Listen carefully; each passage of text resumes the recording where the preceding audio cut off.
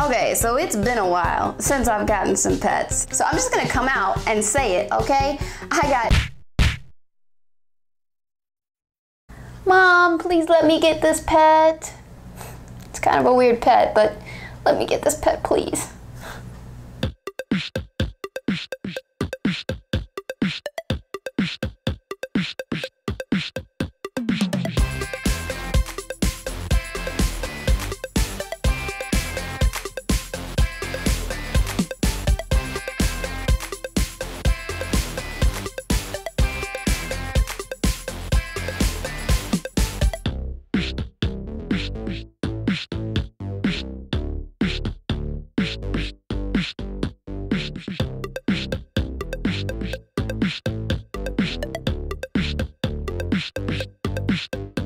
Hey you guys, it's MJ and welcome back to Pet Adventures again. So you want an unorthodox pet, right? You know, those kind of little creepy crawlies, those things that people see in the night, those things that have rabies, yada yada yada.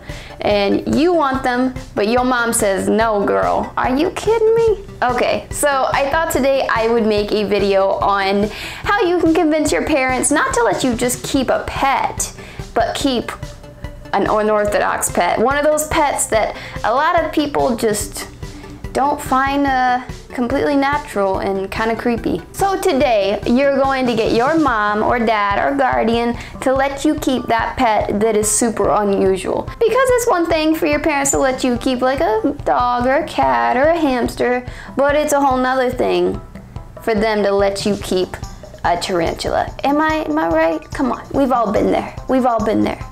Well, probably not all of us, because not everybody likes these pets, but you know. Before we start, don't forget to check us out on all our social medias down below, and please become a member on Patreon. We're having so much fun over there. There's content that you don't get to see all the time anywhere else except for on Patreon. You can receive all kinds of fun rewards. If you pledge, you can pledge any amount that you like monthly, and we're just having such a party over there. You can see all kinds of exclusive things like previews of my newest videos or videos specially made just for Patreon. So go and check it out. And hit the notification bell so you can be notified every time I make a video. You know what I'm saying? Because you want to be notified every time this girl, you want to know what's up, you know? And make sure the notifications are on all uploads and not occasional. So the first tip I would have for this is to always approach it very maturely. No matter what pet you're trying to get, your parents are never gonna let you keep it if they can't take you seriously. So the first thing you wanna do is be very serious about this. Don't make it seem like it's just a toy that you want. And by the way, I'm burping like I always do. A note to parents. I just want to say, if your child is very young and it's just technically looking for a toy, get it a toy. Go to Toys R Us or buy something online. I just want to kind of set the record straight that animals are not toys. Animals are not something that you give a kid just for their entertainment. It is a living creature, and if you or your kid cannot take care of it, please do not buy a pet. I'm not going to mention who, but there's a person in my life who always says that I know if I got an animal, I would not take care of it, so I don't buy animals. And honestly, that's good.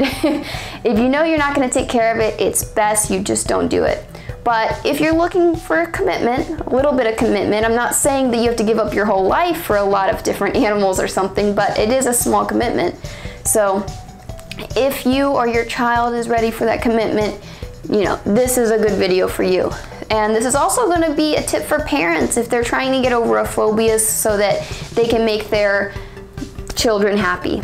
So yeah, just be really mature and don't give your parents a hard time when they first tell you no, because that is something that they're going to probably say, especially if you're getting like a tarantula or a millipede or some kind of weird exotic beetle or like a nymph insect or Madagascar, you know, hissing cockroach. There's endless amounts of really strange pets. A lot of people don't like snakes and rats and all these really different, unusual animals. So give your parents time to settle in. When they first tell you no, don't give up, but don't get a big attitude about it.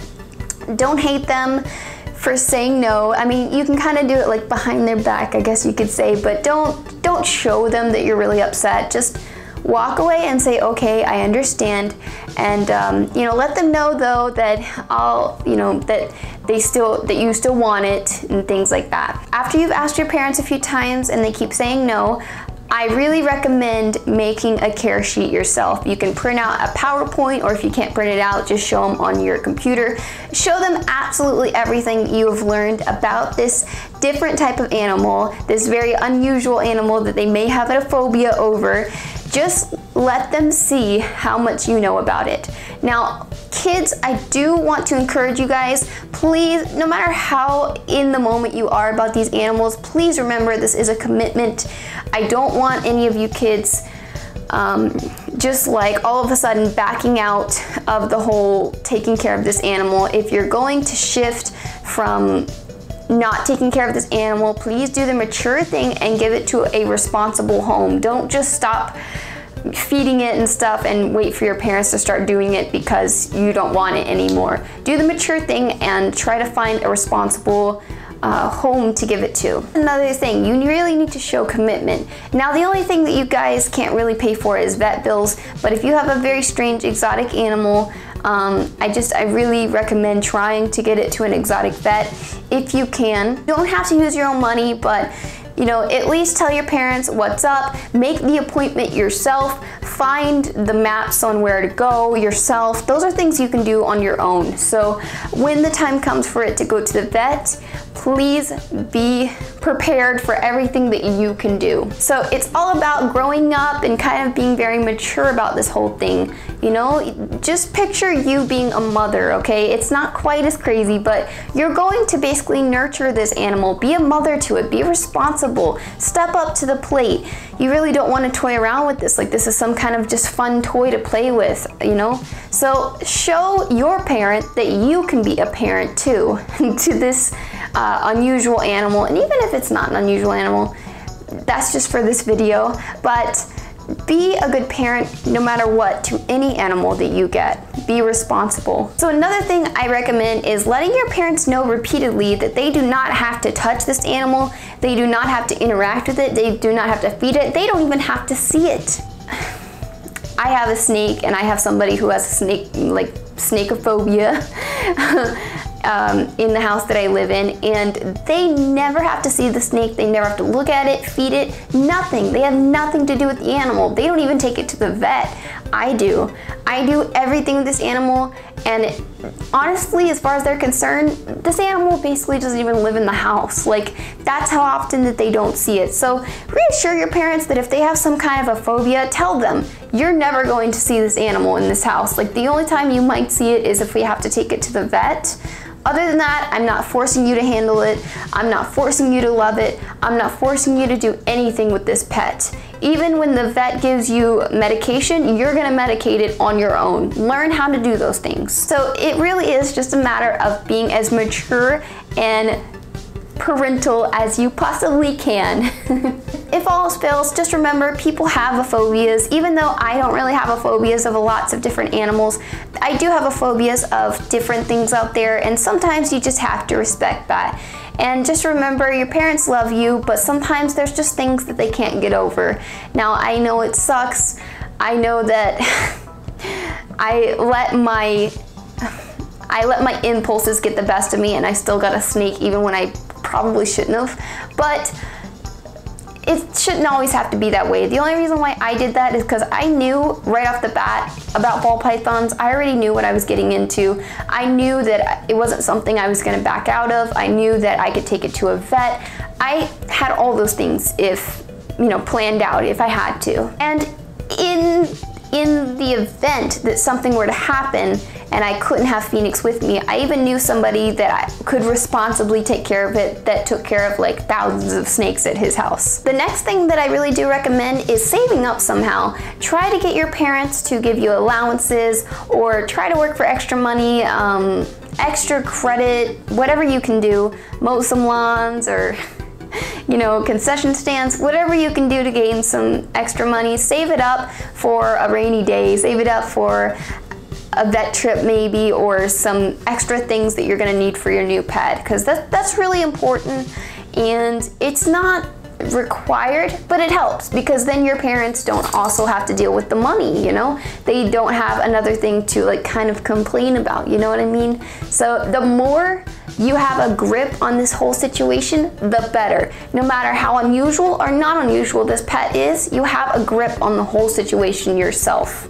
You have that independence. And I do have a little bit more pets than an average person, but I have a grip on the whole situation. I have an independence on the whole thing. So I don't have to worry about anybody having a real huge issue about it, because they don't really have to deal with those animals. I do, happily, of course.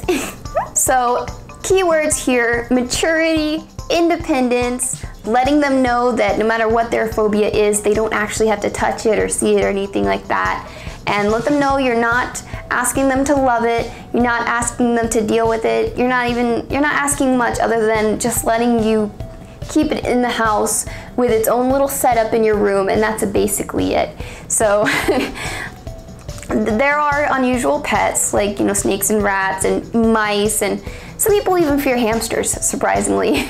And I have a tarantula, and like a scorpion is something people are scared of. Even I'm kind of scared of them, but I would probably take care of one and get over my fear, knowing me, because they're just so awesome. Whatever the phobia is, let them know. Don't worry, Mom, don't worry, Dad. Look, it's me taking care of it, not you guys. I'm gonna be the parental guidance of this little strange creature that you guys see crawling in the night, trying to suck everyone's blood, or whatever it is they think. So good luck. I hope this helped you guys. Try to work on that PowerPoint. Show them how mature and parental you are, and show them how independent you are about this whole thing.